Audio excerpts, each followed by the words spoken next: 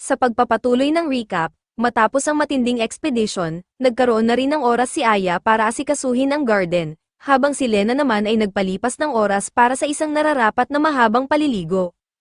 Pagkatapos nito, nagtulungan ang dalawa upang maghanda ng tanghalian. Nakalimutan ni Lena na diligan ang mga halaman, ngunit pinaalala sa kanya ng cybergirl na nagawa na niya ito.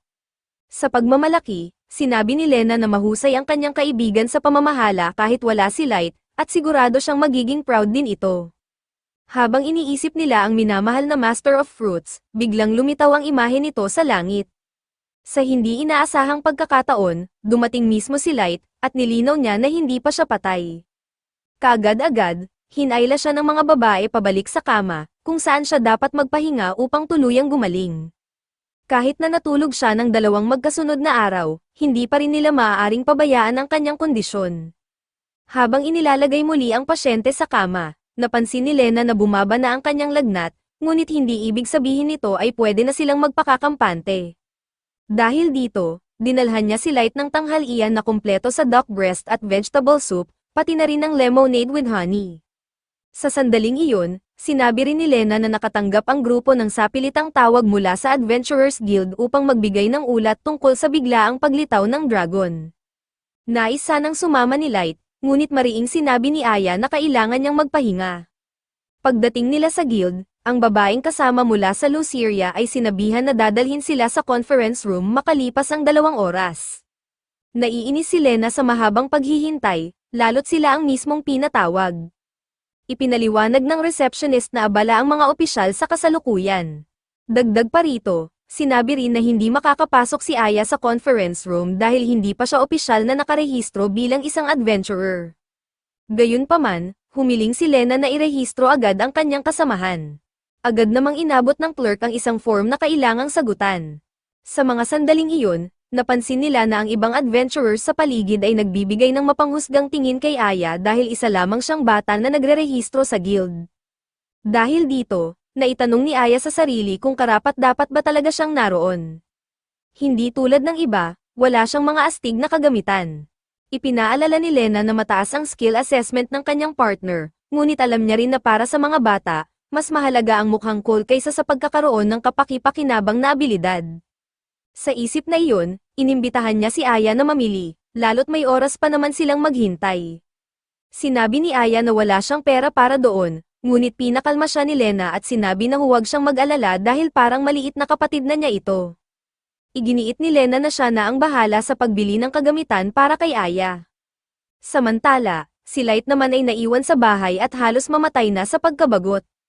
Balik sa mga babae, bumili muna sila ng ice cream habang naglalakad, at na-excite si Aya sa ideyang mag-show shopping silang dalawa. Sa dami ng tindahan sa kalsada, namangha ang bata at biglang tumakbo papunta sa isang tindahang tinatawag na Super Lopso. Sa totoo lang, inisip ni Lena na mukhang puro peke ang paninda doon, pero hindi iyon alintana ng bata at mabilis itong pumasok. Sinundan siya ni Lena at sinabing mas mabuting pumunta sila sa isang hindi mukhang kaina-hinalang tindahan. Ngunit nang suriin ni Aya gamit ang kanyang skill ang isang item na nakadisplay, natuklasan niyang ito ay isang rough diamond. Gayunpaman, tinutulan ng may-ari ng tindahan ang pahayag ng bata, sinabing imposibleng isang rough diamond iyon dahil walang gustong bumili ng ganoong bagay. Bago pa matapos ang sinasabi ng may-ari, naglabas si Lena ng ilang gintong barya at binili ang piraso. Sa labas ng tindahan, gumawa siya ng kwintas para sa kanyang kaibigan gamit ang diamante bilang pendant. Pagkatapos noon, pumunta ang dalawa sa tailor shop Rainbow Robes kung saan inalok sila ng shopkeeper na subukan ang kanyang mga pinakabagong likha. Agad na sinabi ni Lena na naghahanap lang siya ng damit para sa bata, ngunit nauwi siyang hinatak papasok sa fitting room at halos napilitan na subukan ang mga inirekomendang damit. Dahil dito, lumabas si Lena na nakasuot ng pinakamagarbo at kakaibang mga damit, ang ilan ay tila masyado ng sobra para sa kanyang edad. Sa pagod sa paulit-ulit na pagsukat ng mga damit, lumuhad si Lena at pasiga na sinabi na ang dahilan ng pagpunta niya ay upang bumili ng damit para kay Aya. Doon lang naintindihan ng may-ari ng shop ang gusto ng kliyente at nag-alok ng isang cat-eared outfit para sa bata. Halos pabulong, inamin ni Aya na iba ang hinahanap niya. Hinikayat ni Lena ang kanyang kaibigan na sabihin ng malakas at malinaw ang gusto niya, dahil makakatulong ito upang mapaunlad ang kanyang kumpiyansa. Ipinaliwanag ni Lena na mahalaga si Aya sa grupo ng Luxuria, at kailangan niyang kumilos na parang ganoon. Sa wakas, mas kumpiyansang sinabi ni Aya sa shopkeeper na gusto niyang maging katulad ni Lena at magsuot ng mga astig na damit na magpapakita na isa siyang tunay na adventurer. Kalaunan, bumalik ang dalawa sa guild at tinawag na sila papunta sa conference room. Sa pagkakataong ito, nakasuot na si Aya ng kanyang bagong damit at mas maganda ang pakiramdam niya tungkol dito. Samantala, si Light ay abala sa paggawa ng push-ups upang malabanan ang pagkabagot. Ngunit bigla siyang sinampal ng sleep fairy, na nagsabing dapat siyang bumalik sa kama. Ipinaliwanag ni Light na 2 araw lang siyang gumagawa nito, ngunit hinatak pa rin siya ng fairy pabalik sa kama at pinilit siyang manatili roon. Hindi kumbinsido, inisip niya na sa mga sandaling ito, malamang ay tumatanggap na ng mataas na papuri ang kanyang mga kaibigan para sa pagtalo sa masamang dragon, habang siya naman ay nakikinig sa lektura ng mga 3 cm fairies. Gayunpaman, hindi sumuko ang binata at nagpasya siyang pumunta sa guild. Samantala, ang mga miyembro ng Luxuria ay inihatid sa lugar ng pagpupulong. Binigyang diin ng receptionist ang kahalagahan ng presensya ni Lena, na masayang tumulong sa usaping ito. Kasabay nito, naisip ni Lena na hindi niya balak basta-basta ibigay ang lahat ng impormasyon at umalis na lang, lalo na tinanggap niya ang imbitasyon upang tuklasin ang pinagmulan ni Dirtina, na tila may kinalaman sa pagtatangka na patayin siya at ang kanyang mga kaibigan.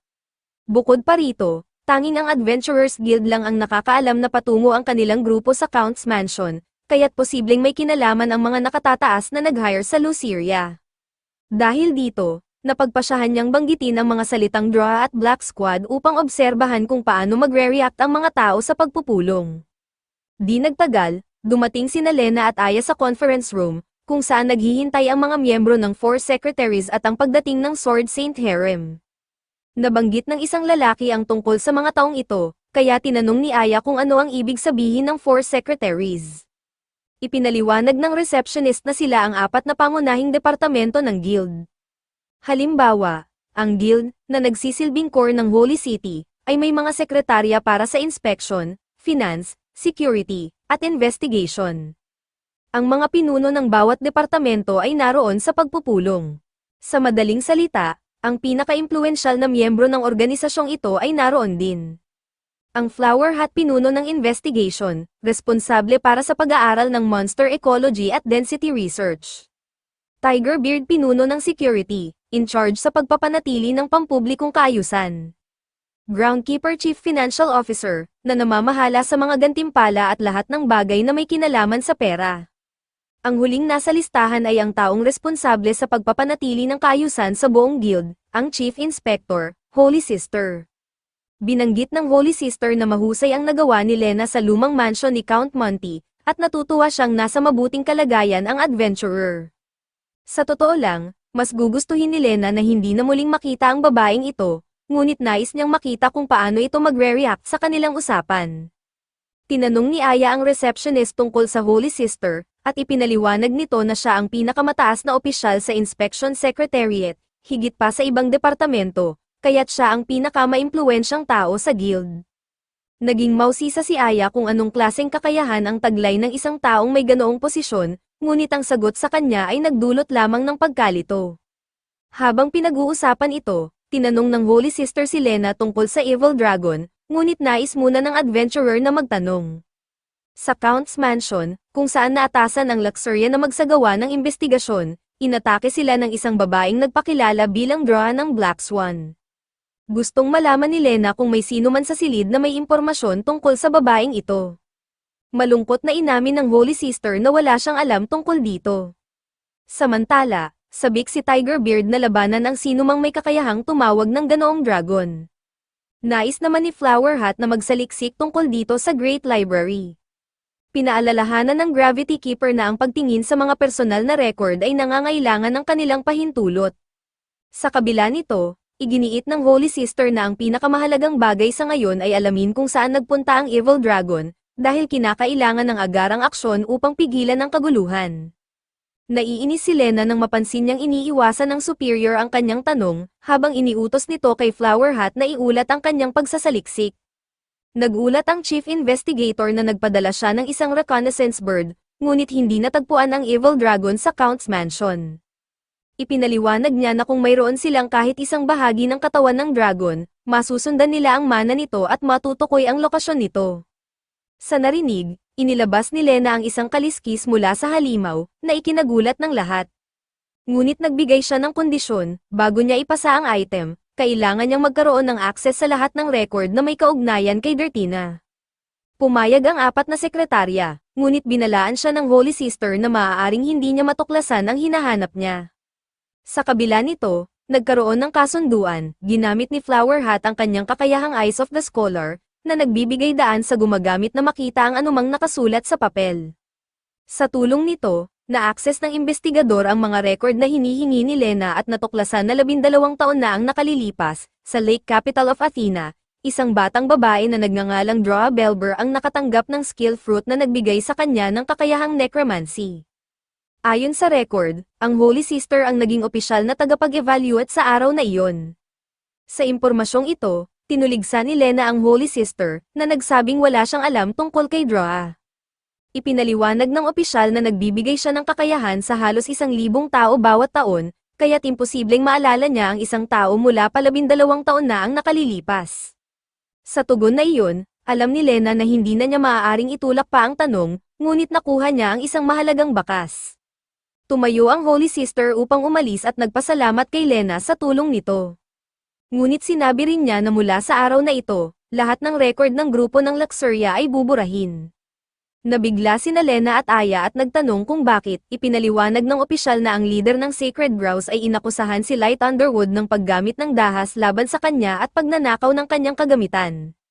Sa sandaling iyon, nagkaroon ng ingay sa conference room, at lahat ay nagsimulang tuligsain ang kilos ng miyembro ng Luxuria. Biglang dumating si Light, may pinakakalmadong mukha, handang tanggapin ang mga papuri na inaakala niyang karapat-dapat sa kanya. Ngunit nang mapansin niya ang tensyonado at seryosong atmosfera, nagtanong siya kung ano ang nangyayari. Ipinaliwanag ng Holy Sister na ang record ng Luxuria ay buburahin dahil sa paglabag sa mga patakaran ng guild.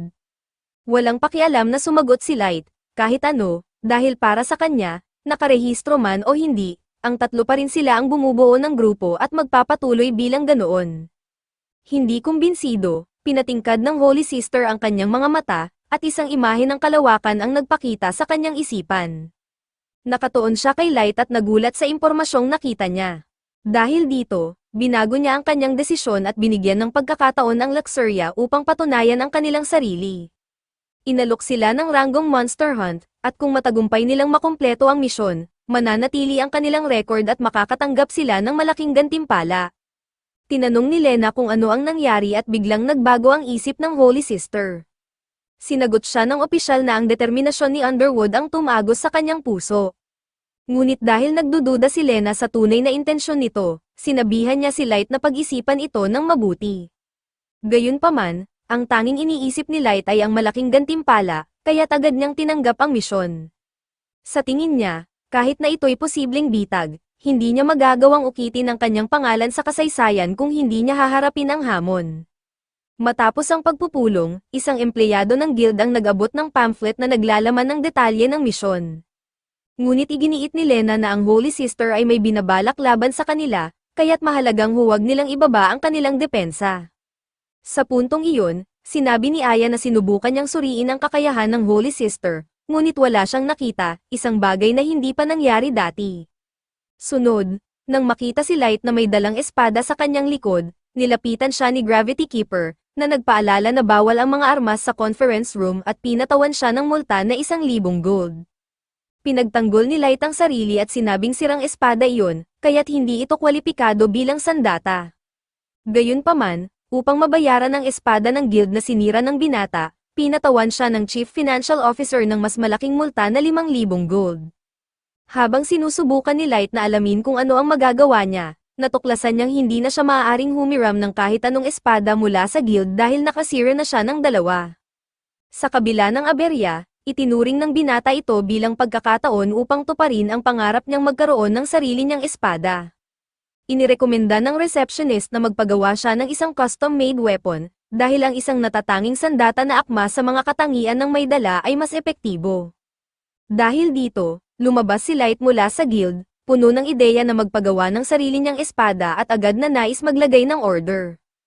At dahil maaaring abutin ng ilang araw bago ito dumating, iminungkahi ni Lena na bumisita sila sa Athena upang magsagawa ng investigasyon tungkol sa natuklasan niyang bakas kay Droa. Sa napagkasunduan, pumayag ang iba pang miyembro at naghiwa-hiwalay sila matapos ang isang panggrupong pagbati. Ito ang pagtatapos ng episode 5. Huwag kalimutang mag-subscribe upang hindi mahuli sa susunod na bahagi.